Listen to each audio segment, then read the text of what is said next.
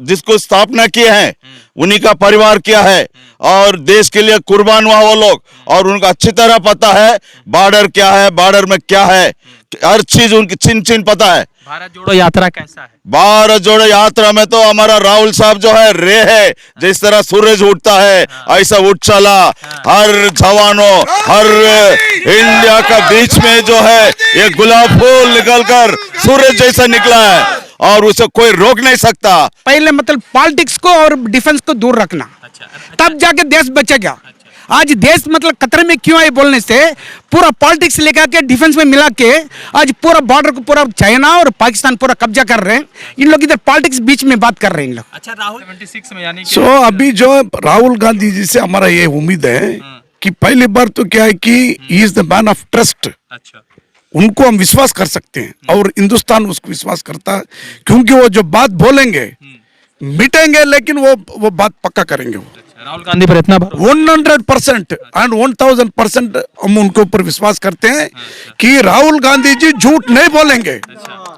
राहुल गांधी जी उनका खून जो है वो झूठ बोलने का खून नहीं है वो। अच्छा, तो मोदी और जो बोलेंगे वो करेंगे। अच्छा, मोदी जी झूठ बोल रहे हैं 100%।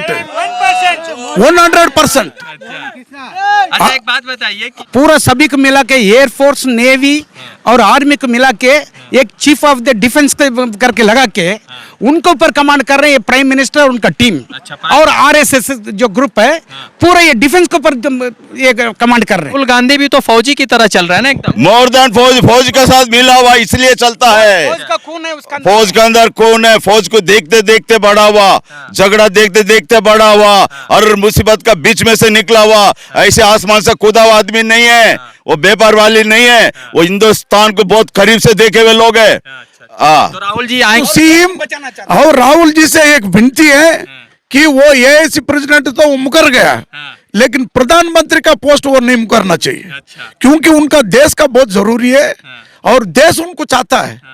और वो आज रोड के ऊपर वो देख रहे हैं कि बच्चे, बूढ़े, जवान सबके सब जो है उनको पकड़ के रोते कि वो एक ही जो है देश को बचा सकता है। कल संतोष बाबू जो कर्नल थे जो गलवान में 2020 में शहीद हुए थे, उसको लेकर बोला कि ना कोई घुसा है, नहीं आया है, तो आप लोग जो यहाँ पर आ रहे हैं तो सेना का किस तरह से मोदी जी अपमान कर रहे हैं? बिल्कुल अपमान कर रहे हैं, 100% अपमान कर, झूठ बोल रहे हैं वो। मतलब चाइना बॉर्डर में घुस के हमारा हिंदुस्तान बॉर्डर में आ गया, उसके अंदर घुस के बैठा और गांव भी बनाया, फिर भी बोल रहे मैंने गुस्सा नहीं, हमको कुछ नहीं दिए करके।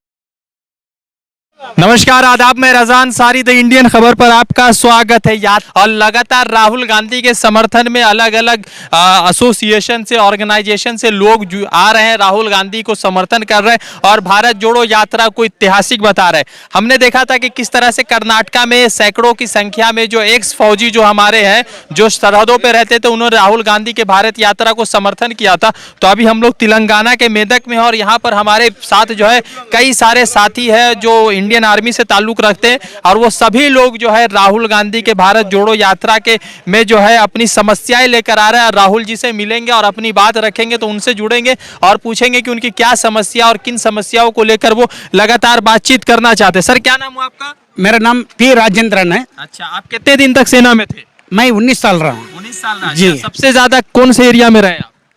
हर स्टेट में रहा मैं, हर स्टेट में रहा। हाँ जी। तो आप राहुल गांधी जी से मिलने आए हैं? जी, राहुल जी से मिलने आए हमने। राहुल गांधी जी से मिलके क्या कहेंगे आप उनसे? अभी कहने के ये है, फौज में पहले पॉलिटिक्स कोई संबंध नहीं रहता था, आज फौज को पूरा पॉलिटिक्स में मिला के मतलब उन लोग कंट्रोल कर रहे हैं, ना कि फौज कंट्रोल कर रहा है इसको।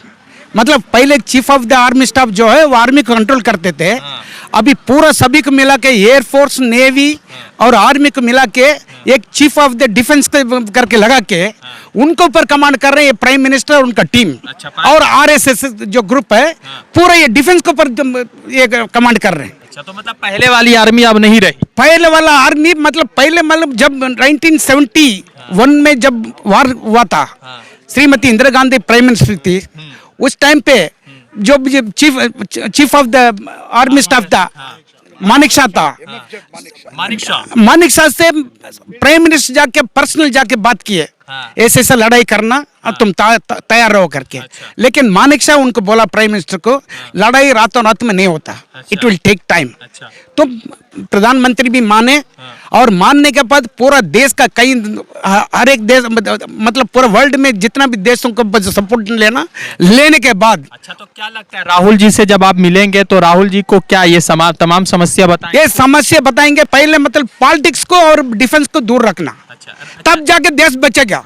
आज देश मतलब खतरे में क्यों है बोलने से, पूरा पॉलिटिक्स लेकर के डिफेंस में मिला के आज पूरा बॉर्डर को पूरा चाइना और पाकिस्तान पूरा कब्जा कर रहे हैं। इन लोग इधर पॉलिटिक्स बीच में बात कर रहे हैं इन लोग। कल संतोष बाबू जो कर्नल थे, जो गलवान में 2020 में शहीद हुए थे, उसको लेकर बोला कि ना कोई घुसा है, नहीं आया है। तो आप लोग जो यहाँ पर आ रहे हैं, तो सेना का किस तरह से मोदी जी अपमान कर रहे हैं? बिल्कुल अपमान कर रहे हैं, 100% अपमान कर, झूठ बोल रहे हैं वो।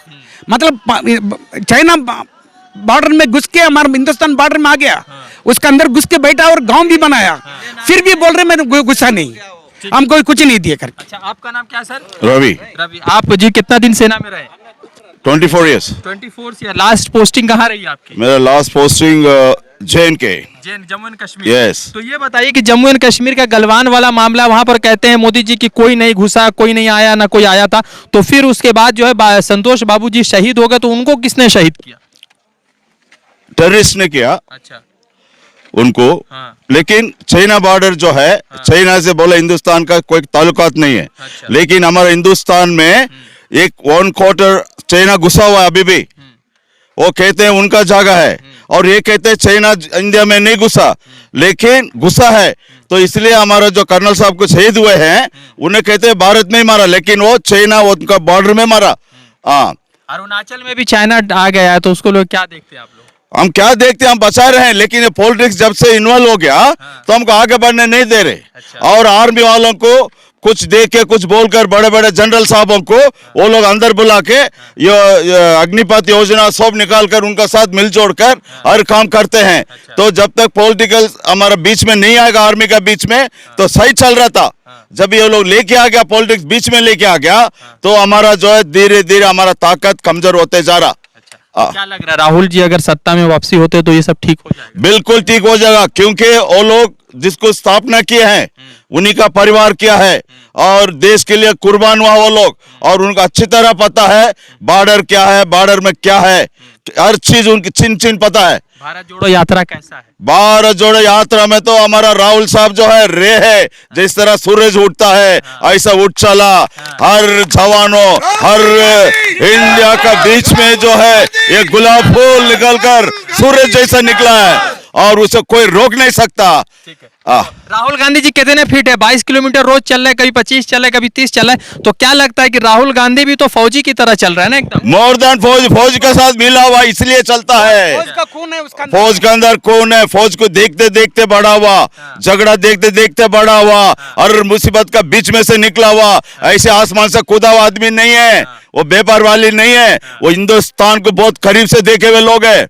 तो राहुल जी आएंगे तो समस्या ठीक हो जाएगी? राहुल गांधी आया तो हिंदुस्तान का बहुत सारी चीज समस्या ठीक हो जाएंगी। क्या नाम है सर आपका? नविंदर। रविंद्र जी, आप कितने दिन आर्मी में रहे? 17 साल। 17 साल में रहे। तो लास्ट पोस्टिंग कहाँ रही है आपकी? श्रीलंका। श्रीलंका, मतलब तमिलनाडु के बॉर्डर पे? श्रीलंका तमिलनाडु बॉर्डर। तमिलनाडु श्रीलंका में तो इंडियन आर्मी क्या ही करेगी। तो ये है कि सवाल ये है कि अभी जो राहुल जी से मिलेंगे तो क्या समस्या उनको बताएंगे? समस्या जो एक्सर्विसमैनों का जो समस्या है वही समस्या बताएंगे। समस्या बताएं। हमारे साहब जो बोले हैं वही समस्या ही है। कर्नाटका में भी कई सारे जो फौजी भाई थे वो आए हैं, उन्होंने राहुल जी से मुलाकात की और उनको समस्या बताई। तो लगता है कि राहुल जी की इस यात्रा से आप लोगों की समस्या खत्म होंगी? खत्म होगी, जो हमारे प्रेसिडेंट साहब बताए ना वो समस्या पूरा है, वो पूरा खत्म होगा। लगातार देखिए कि किस तरह से पूरा देश भर के जो अलग अलग जगह से लोग हैं आके राहुल गांधी के इस यात्रा को समर्थन करें। सर आपका नाम? मेरा नाम पी गुणशेखर है। अच्छा, मैं आर्मी में 1976 में ज्वाइन हुआ हूँ मैं। अच्छा, तो 1976 में यानी सो अभी जो राहुल गांधी जी से हमारा ये उम्मीद है कि पहली बार तो क्या है कि he is the man of trust. अच्छा, उनको हम विश्वास कर सकते हैं और हिंदुस्तान उसको विश्वास करता है, क्योंकि वो जो बात बोलेंगे मिटेंगे, लेकिन वो बात पक्का करेंगे। वो राहुल गांधी पर इतना 100% एंड 1000% हम उनके ऊपर विश्वास करते हैं कि राहुल गांधी जी झूठ नहीं बोलेंगे। राहुल गांधी जी उनका खून जो है वो झूठ बोलने का खून नहीं है वो, अच्छा, तो मोदी और जी जो बोलेंगे वो करेंगे। अच्छा, मोदी जी झूठ बोल रहे हैं 100%।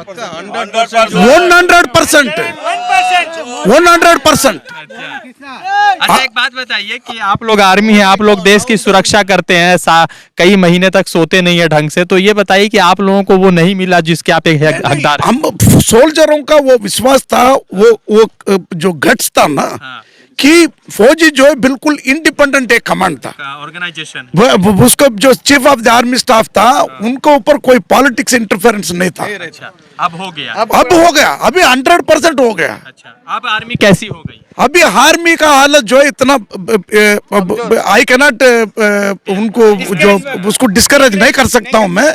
फौज तो वही है, लेकिन फौज के अंदर जो इंटरफेरेंस है वो बिल्कुल गलत है। अच्छा, तो ये बताइए सर, एक आखिरी सवाल कि राहुल गांधी जी जो है फौजी की तरह लगातार चल रहे हैं और लगातार यात्रा बढ़ रही है, तो आप लोग इस यात्रा को किस तरह से देखते हैं?